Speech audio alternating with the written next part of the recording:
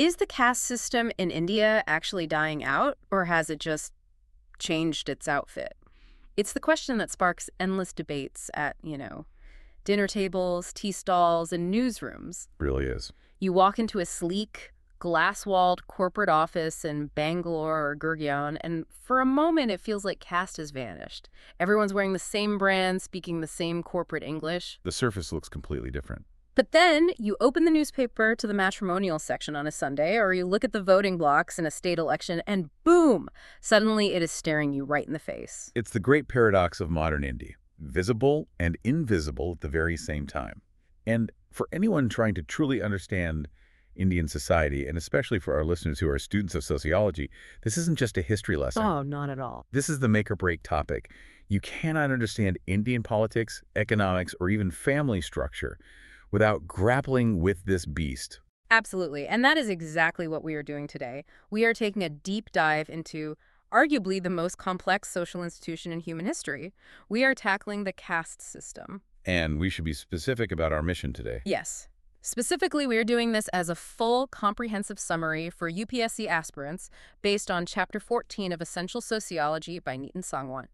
This deep dive is tailored specifically for the community at the Simplified UPSC by PPP YouTube channel. We are going to strip away the academic jargon. Well, maybe we'll explain the jargon first and then strip it away and get to the core of the theories, the fierce debates, and the reality on the ground. But before we get into the heavy lifting, and trust me, there is some heavy lifting today, we have a little bit of crucial housekeeping.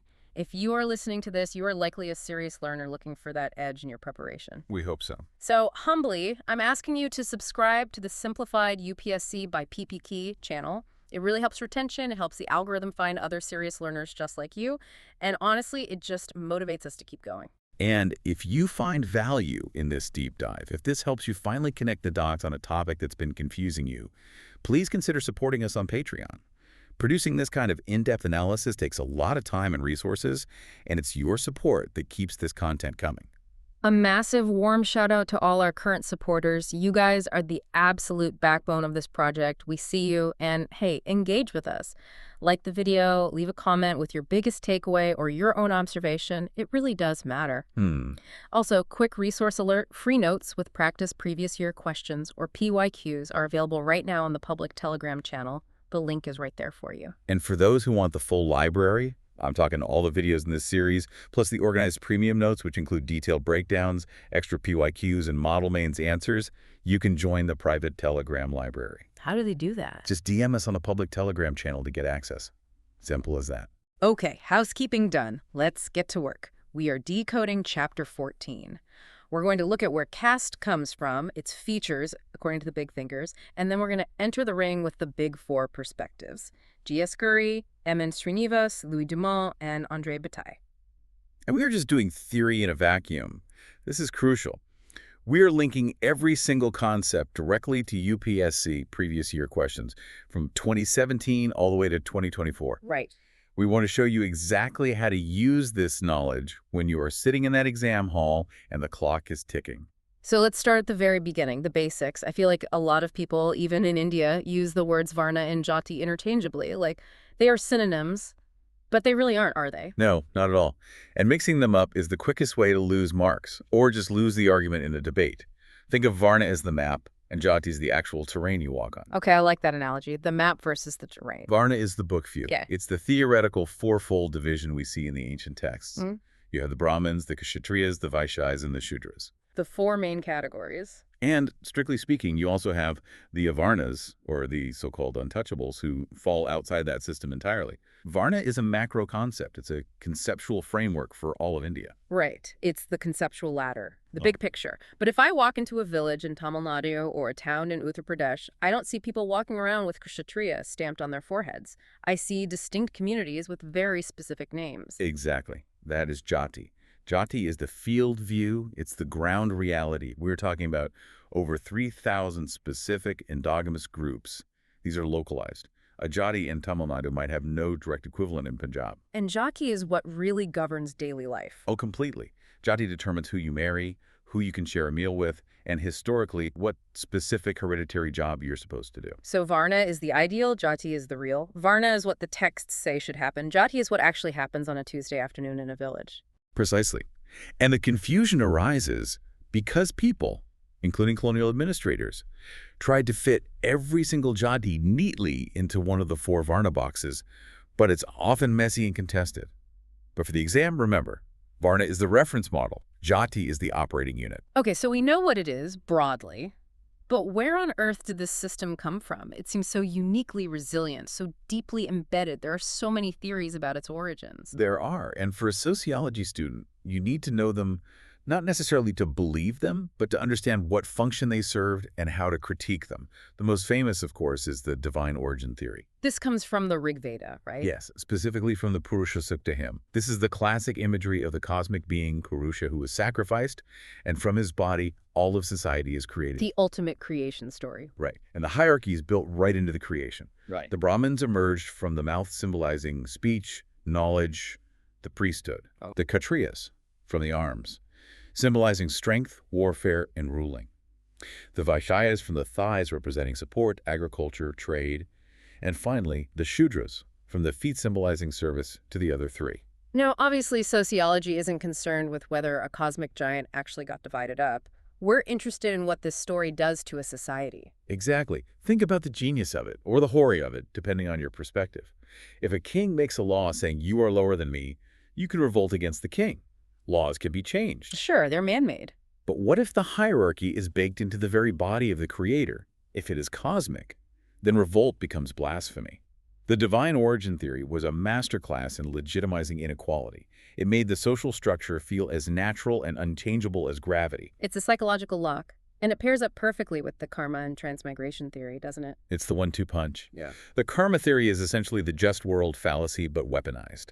If you were born a Shudra, it is not because the system is unfair. It is because you did something in your past life to deserve it. So the blame is shifted to the individual. Squarely on the individual soul.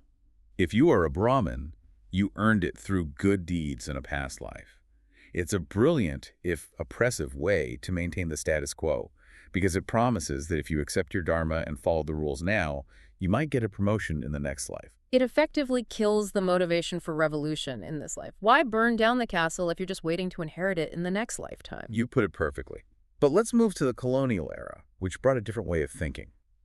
The British loved to categorize things. They tried to explain caste scientifically. And this gave us some of the other major theories. It did. You had the occupational theory by a man named Nesfield. He was very practical, very functionalist. He argued that occupation was the sole factor behind caste. He argued that priesthood was the first and most respected profession, so it became a monopoly. Then other groups crystallized around specific jobs: blacksmiths, potters, warriors, weavers. Basically, your job became your identity, that identity became hereditary, and then rules about purity were added to maintain the boundaries. That sounds almost logical, but it feels like it's missing the religious intensity, the deep-seated idea of pollution. It does. It's a bit too neat, a bit too economic. Which brings us to Herbert Risley. Ah, Risley. You cannot discuss caste sociology without Risley. He was a major figure in the British Raj. A huge figure. He was the census commissioner in 1901, and he was obsessed, and I mean absolutely obsessed with race. This is the basis of his racial theory of caste. Okay, what was his argument? Risley argued that caste is essentially a racial divide. He believed the upper castes were the descendants of the invading Indo-Aryans, fair-skinned, sharp-nosed, and the lower castes were the indigenous, non-Aryan people they conquered. So it was a theory of conquest and racial hierarchy. Yes, and he connected this to marriage rules. He talked about pratiloma, or forbidden marriages, between higher caste women and lower caste men, leading to the creation of new, impure castes. He saw it all through the lens of racial purity. He didn't just write this down in an office, though. He tried to prove it physically, didn't he? He did. This is the wild part. Imagine this. A senior British official walking around Bengal with a pair of metal calipers, physically measuring the nasal index, the width of people's noses. You're kidding? Not at all. He genuinely believed that the width of a person's nose was inversely proportional to their social status. A narrow nose, in his view, equaled high caste Aryan ancestry. A broad nose meant low caste, non-Aryan stock. It sounds absurd, almost comical today. But this scientific racism had a huge and very serious impact. A massive impact. It solidified caste identities because suddenly the official government census was recording it, Yeah. often based on these racial assumptions. People started scrambling to claim higher Aryan status for their communities to get a better ranking in the official record. I see. It took a fluid local system and tried to freeze it into rigid biological categories. Exactly. Modern genetics, of course, has largely complicated or debunked this simplistic racial view, showing a tremendous amount of mixing over thousands of years. But you have to know Risley, because he represents the colonial project of defining and controlling Indian society. Now, we can't talk about origins without bringing in the most powerful counter-narrative of the 20th century. Dr. B.R. Ambedkar. He didn't buy the divine theory, and he had his own very different take. Ambedkar's intervention is absolutely crucial. He, of course, completely rejected the divine origin. He saw it for exactly what it was, a clever piece of propaganda by the Brahminical class to secure their superiority forever. A self-serving myth. Yes, but he also challenged the racial view. He said, look around, there is no significant racial difference between a Brahmin in Punjab and a Chamar in Punjab. They look similar. They share the same basic gene pool. So the racial theory doesn't hold up to observation. So if it's not divine and it's not racial, what was his theory? He proposed the broken men theory. It's a historical and political explanation. He argued that the Shudras and the Untouchables weren't born from the feet of a god. They were originally broken men. Broken men. What does that mean? He theorized they were stragglers from various tribes that were defeated in the ancient tribal wars that were common before settled society. As agricultural society expanded, these defeated, scattered people were integrated into the new villages, but always kept on the outskirts. Ah, so they were outsiders from the very beginning. Exactly. They were given the dirty jobs, the guard duties, and forced to live outside the main village boundary because they weren't part of the dominant victorious clan. For Ambedkar, untouchability was a result of these broken men sticking to Buddhism and their tradition of beef eating, while the Brahmins adopted strict vegetarianism to reestablish their moral and ritual high ground. That is a profound shift in perspective. It moves the origin of caste from a religious institution to a political outcome of war, subjugation, and conflict. Completely. For Ambedkar, caste is a system of graded inequality, born from power struggles, not divine will. Okay, so those are the key origin theories. Let's fast forward now to the formal academic study of the system itself. We have to start with the man often called the father of Indian sociology, G.S. Ghurye. If you are sitting for the UPSC exam, you simply cannot ignore Ghurye. Ghurye is the absolute starting point. His work is the foundation. He offers what we call the attributional approach. Attributional sounds a bit dry. What does it actually mean in simple terms? It just means he defines caste by its attributes, its specific observable characteristics. He didn't just make a value judgment like caste is bad. He first asked, what are the rules of this game? What are its constituent parts? And he gave us the famous 6 features of the caste system. The Ghurye list. The Ghurye list. If you are taking notes for your exam, you need to know these 6 points by heart. Let's run through them. Feature number 1. Segmental division of society. This is the idea that Indian society isn't a single unified whole. It is chopped up into closed segments or castes. Your membership is determined purely by birth. You can't join a caste like a club, and you can't be fired from it. You are born into it and you die in it. Ascribed status not achieved. Okay, feature number 2. Hierarchy. It's not just that these segments are different. They are ranked. It's a ladder, a vertical structure. Brahmins are at the top and the Untouchables are at the very bottom. Every group has a specific psychological position relative to the others above and below it. Number 3, and this is a big one. You hear about this all the time. Purity and pollution. Ghurye considered this the very soul of the system. It's the powerful, pervasive idea that contact with lower castes, whether through touching, dining, or sometimes even seeing them, spiritually pollutes the upper caste person. And this dictates everything. Everything. It dictates the entire social map, who can draw water from which, well, how far you have to stand from someone, who can enter which part of a house. It's a concept of spiritual contagion. Okay, that leads into the 4th feature. Civil and religious disabilities. This is the segregation aspect put into practice.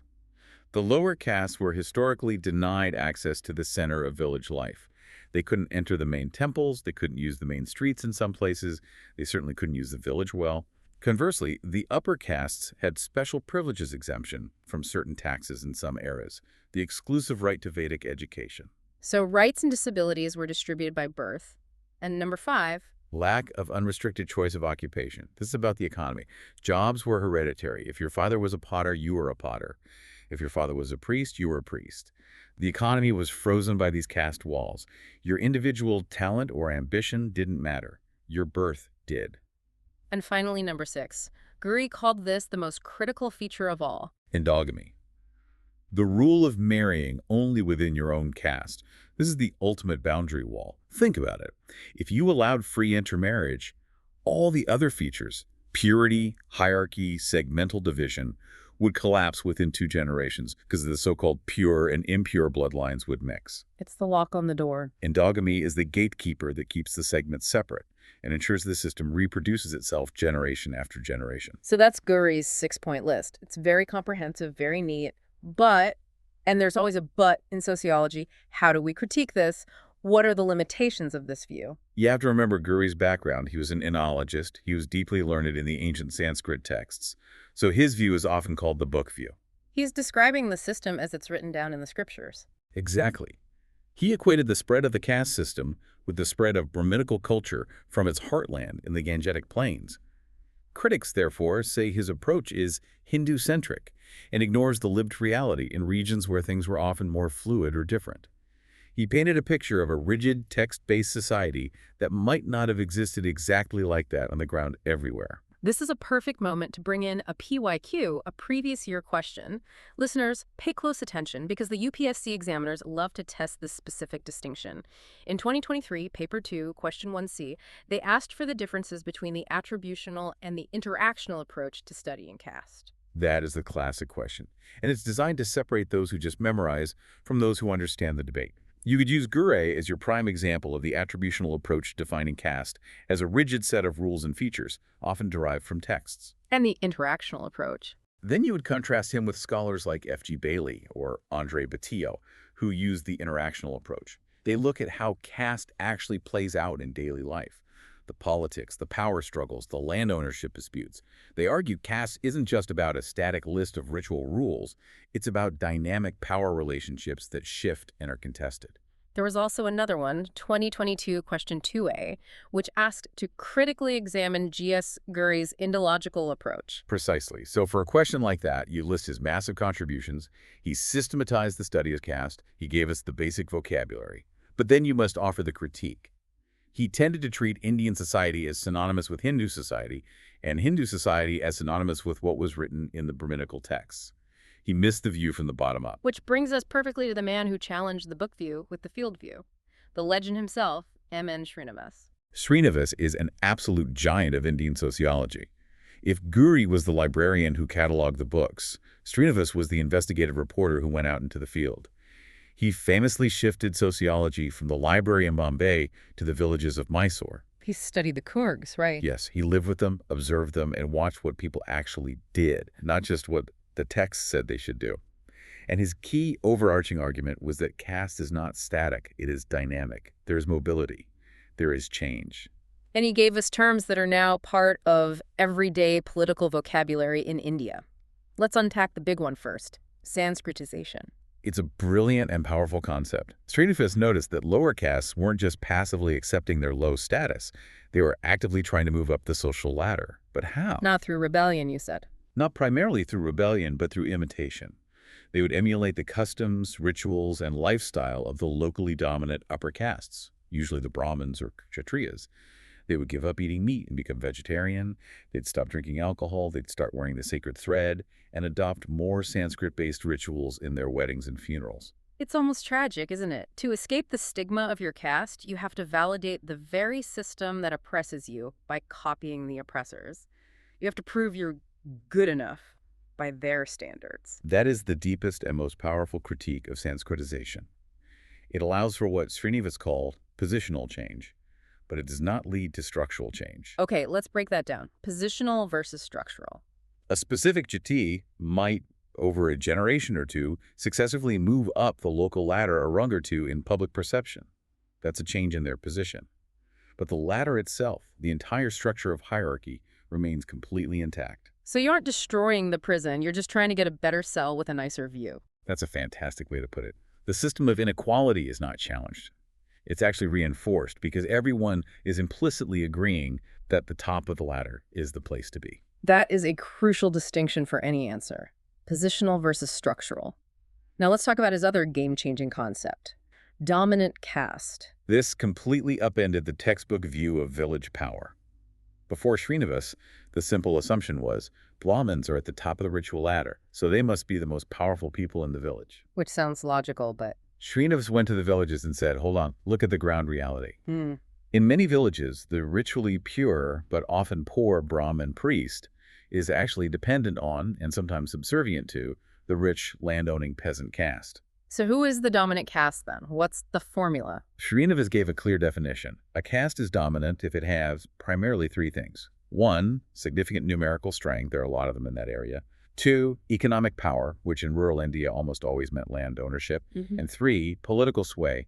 They have influence in local governance. And ritual status is not the main factor. It helps, but it's not decisive. We see this everywhere in India. The Bokaligas and Lingayats in Karnataka, the Reddys and Kamas in Andhra, the Jats in Haryana and western UP, the Yadavs in Bihar. Right. Many of these groups might be ritually termed Shudra or Sat Shudra in the classical Varna system, but in their regions, they are the dominant caste. They control the resources, they settle disputes, they deliver the votes. The Brahmin might have the ritual status, but the dominant caste has the real power. Srinivas also talked about how the village holds together despite all this hierarchy. This connects to Paper 2, Question 1A from 2022, which asks for an elaboration of his structural functionalist approach. Yes, he was a functionalist, meaning he was interested in what makes society work, what keeps it stable. He identified 2 types of solidarity that keep the village running. First, horizontal solidarity. Okay, what's that? This is the unity of your own caste across different villages. Your marriage network is horizontal. You find spouses from your caste in nearby villages. Your caste council, or panchayat, operates horizontally to enforce caste rules across a region. It cuts across village boundaries. And the second type, vertical solidarity. That's the unity within a single village but between different castes. Think of the traditional Jajmani system. The landowning caste needs the potter for pots, the barber for grooming, the priest for rituals, and the landless laborers for the fields. And the service castes need the landowner for a share of the harvest. Exactly. Srinivas argued this economic interdependence, this web of reciprocal duties, created a functional unity. In his view, the village was a cohesive whole. But isn't that a bit rosy? Functional unity sounds like a very nice way of saying entrenched exploitation. You've hit the nail right on the head. That is the major critique of Srinivas.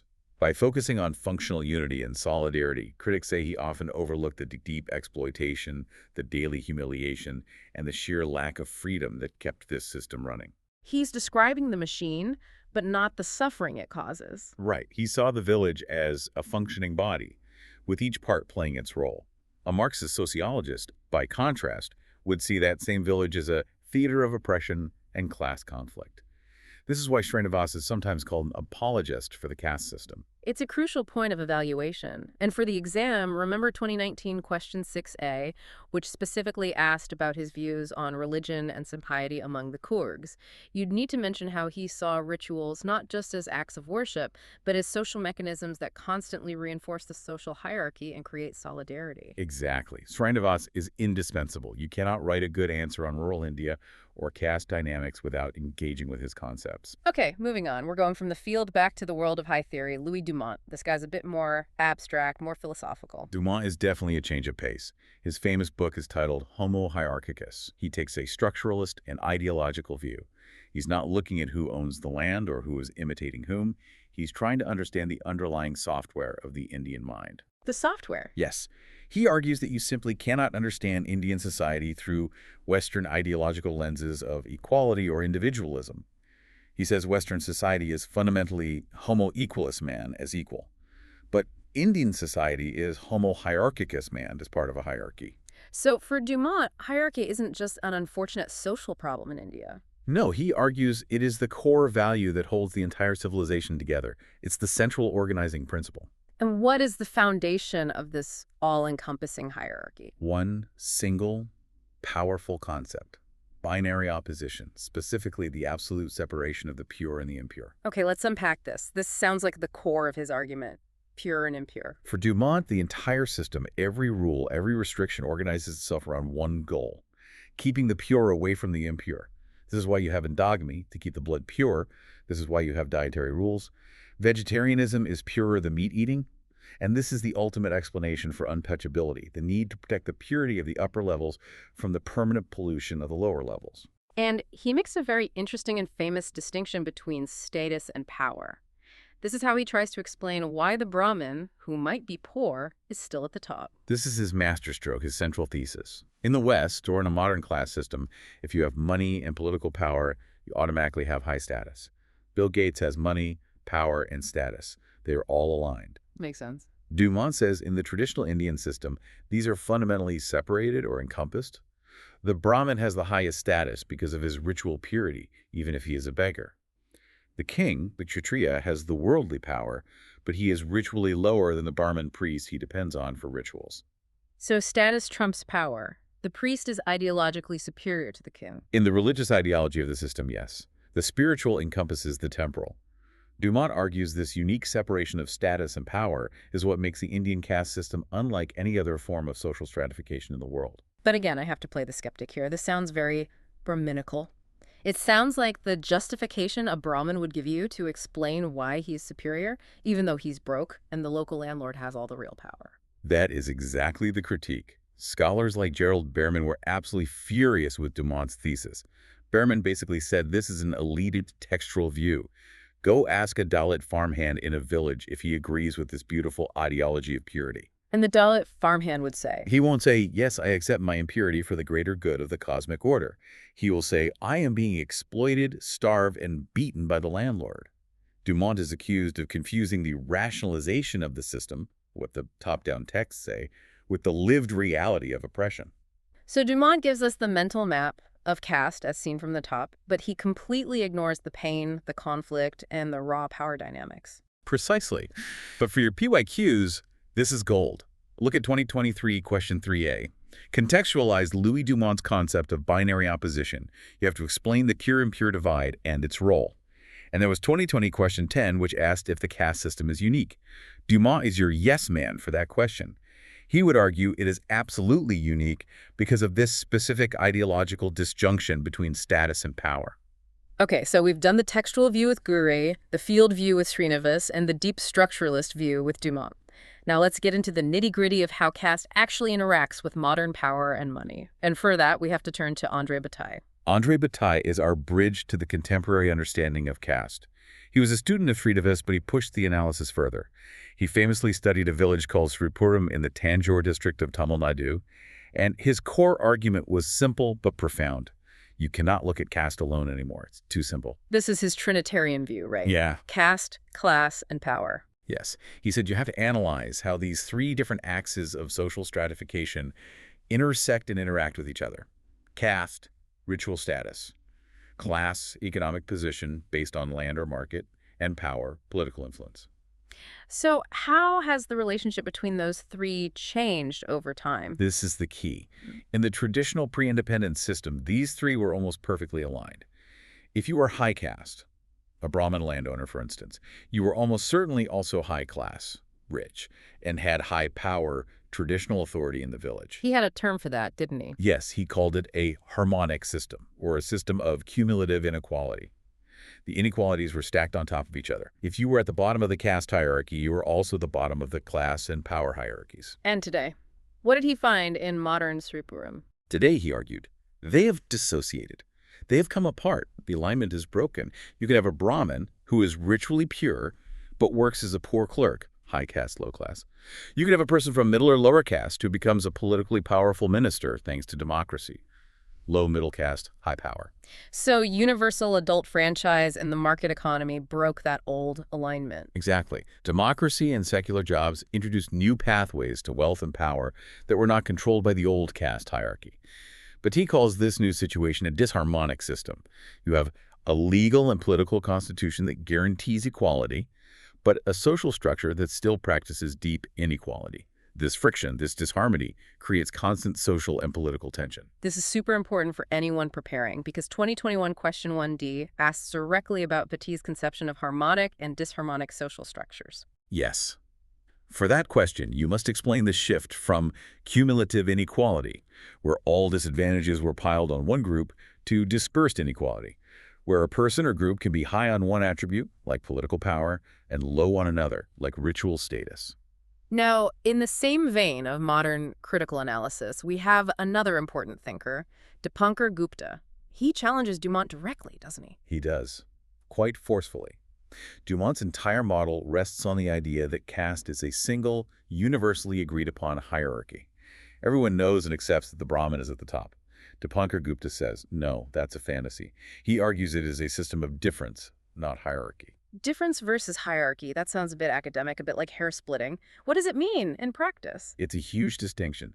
Gupta argues that there is no single ladder that everyone agrees on. In fact, most castes have their own origin myths, their own Jati Puranas, which often claim that they are actually superior. The Jasts don't walk around thinking, oh, we are ritually lower than Brahmins. They think, we are the brave warriors, the providers of food, the backbone of this land. We are better. So instead of one vertical ladder that everyone is trying to climb, you have all these discrete castes, each proud of its own identity, maintaining boundaries not just because they accept being lower, but because they want to preserve their own unique identity and claim to superiority. Exactly. It's a system of multiple competing hierarchies. This is crucial for understanding modern caste politics. Castes aren't just fighting to move up some ancient ritual ladder anymore. They are fighting as self-aware, proud interest groups in the political arena. This is a really important point, which brings us to the darkest reality of this system. We can talk about theories and structures and hierarchies all day, but we have to talk about untouchability. We have to. This is the aspect that theories can sometimes sanitize or gloss over. But we must define it clearly for our listeners. It is a system of exclusion, humiliation, and subordination, enforced with the threat of violence. It's helpful for writing answers to think about it in two forms, manifest and latent. Right. That's a very useful distinction. Manifest untouchability is the visible, in-your-face stuff. Physical segregation, being denied entry to a temple, having to drink from a separate, often broken glass at a tea stall, a Dalit child being forced to sit at the back of the classroom. Is that declining in modern India? In public, urban spaces, largely yes. You don't usually ask the caste of the person sitting next to you on the Delhi metro, but in rural areas, it persists far more than we like to admit. But then there's latent untouchability, and that is the mindset, the prejudice that lives on inside people's heads. So that's the subtle stuff, the refusal to rent a house to a Dalit family in a city, or the absolute horror a family feels if their daughter wants to marry a Dalit boy. Exactly. It's the discrimination that happens in the private sphere, in matrimony, in housing, in social networks. And there was a massive study mentioned in the source material by Ghanshyam Shah and others that tried to measure this. What did they do? They studied 565 villages across 11 different states to see how prevalent these practices still were. And the numbers, what did they find? The numbers are shocking. They found that untouchability was still practiced in some form, whether manifest or latent, in 80% of the villages they studied. 80%. 80%. That is a staggering statistic. That is the number you need to quote when you are asked about the persistence of caste. The law of the land, Article 17 of the Constitution, abolished it in 1950. But society says it stays. And this links directly to Ambedkar's proposed solution. He didn't want reform. He didn't want to just make the system nicer. No, absolutely not. That was the big debate between him and Gandhi. Gandhi wanted reform. He wanted to keep the Varna system, which he saw as a functional division of labor, but remove the sin of untouchability. He called them Harijans, or children of God. And Ambedkar's response? Ambedkar hated that term. He saw it as condescending. He said the system is the sin. You can't just clean up a sewer, you have to destroy it. He called for the annihilation of caste. You can't just fix it. You have to dismantle the religious and social foundation entirely, which for him was rooted in the Hindu Shastras. For the exam, this is critical. Look at 2022 question 3C on the different forms of untouchability, and 2021 question 6 on Ambedkar's powerful concept of annihilation of caste. And when you answer, remember to mention the Constitutional Safeguards Article 17, the Protection of Civil Rights Act, the SCST Prevention of Atrocities Act, but then you must contrast the law on the books with the social reality on the ground, citing that 80% statistic. That gap between the law book and the village is where your sociological analysis happens. This leads us perfectly to our final segment, the modern avatar of caste. Is caste dead? Is it dying? What's happening right now? The simple answer is a very complex no. It hasn't died. It is transformed. In the ritual sphere, in the world of purity and pollution, it is certainly weakening, especially in cities. Right, because urban life makes it impossible to maintain those old rules. Exactly. Capitalism doesn't really care about your caste. It cares about your money. A restaurant owner doesn't ask the caste of his customers, but, and this is the paradox, in the secular sphere. In politics. In politics, it is strengthening. Caste has become the single most potent tool for political mobilization in modern India. This is what M.N. Srinivas prophetically called the vote bank. And we see this taking new forms, like caste associations. Exactly. The Beteille Mahasabhas, the Jat agitations for reservations, the consolidation of Yadav or Dalit votes. Castes are now acting like massive trade unions or political pressure groups. And they're not fighting for ritual purity anymore. Not at all. They are fighting for very modern, secular, scarce resources, government jobs, seats in engineering and medical colleges, political representation. They use their numbers to bargain with the state. So caste has moved from a system of ritual hierarchy to one of competing communities. That's a great way to put it. Another key change is the class differentiation within each caste. Yeah. We have the emergence of a creamy layer, a wealthy, educated elite among Dalits and OBCs. And at the same time, we have poor Brahmins driving taxis. This completely complicates the old, simple caste-class equation. But there is one final bastion that just hasn't fallen, has it? Endogamy. It's the final frontier and the most resilient feature. The data is crystal clear. The source material mentions the India Human Development Survey, IHDS data. It shows that intercaste marriages are still only around 5%. 5%, that is an incredibly low number. That means 95% of Indians are still marrying within their caste or subcaste boundaries. It is shockingly low. And as long as 95% of Indians are marrying within their caste, the caste system is fundamentally reproducing itself in every single generation. The matrimonial sites might use modern algorithms, but the most important filter is still caste. This connects directly to a very recent question, 2024 Paper 2, Question 1A. What are the factors responsible for the continuance of the caste system? And your answer there should have two pillars. It continues because of endogamy, which ensures its social reproduction in the family. And it continues because of politics, which gives it a new life as a tool for vote bank mobilization. It has found a new utility in a modern democracy. It's not just a relic, it's a modern political machine. And let's not forget 2018 Question 14, which was specifically on identity politics and caste. Precisely. Caste has become a primary identity marker, like ethnicity in other parts of the world. I am a Yadav, I am a Dalit, I'm a Jat. It's a source of political pride, identity, and organization. Wow. Okay, so let's try and wrap this massive topic up. We've traveled from the divine origin theory in the Rig Veda to Ghury's 6 classic features. We moved to the field with Srinivas and his dynamic concepts of Sanskritization and dominant caste.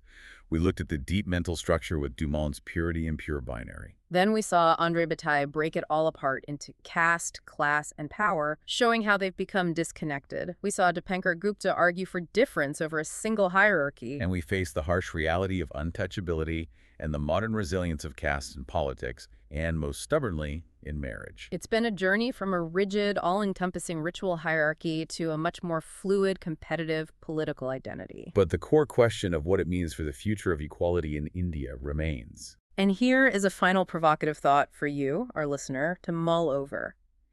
If caste is truly moving from the ritual sphere to the political sphere, and from a logic of hierarchy to a logic of difference, are we witnessing the end of the caste system as we knew it? Or are we actually seeing the birth of something new, a caste-class hybrid, a kind of monster that combines the worst of feudal exclusion with the worst of modern capitalist competition? Is it becoming even harder to dismantle because it's now hiding behind the perfectly legitimate mask of democratic interest groups? That is a scary and very real thought, a modern democratic caste system. It suggests that modernization doesn't kill caste. It just gives it a new set of clothes and a new job. Something to think about for sure. Indeed. All right, that brings us to the end of this deep dive on the caste system. I really hope this helps you connect all those dots and crush those Paper 1 and Paper 2 questions. And if you found this useful, please do us a favor and hit that subscribe button for Simplified UPSC by PPP. It really does help us grow the channel. And if you can, please consider supporting the mission on Patreon. We want to keep these deep dives ad-free, high quality, and accessible to everyone. A huge final thank you to everyone who already supports us. You are the reason this is possible. Don't forget the resources. The free notes and PYQs are waiting for you on the public Telegram channel. And for the serious heavy lifters, the premium notes with detailed breakdowns and model answers, just slide into our DMs on Telegram to join the private library. Keep learning and keep questioning everything. See you in the next deep dive.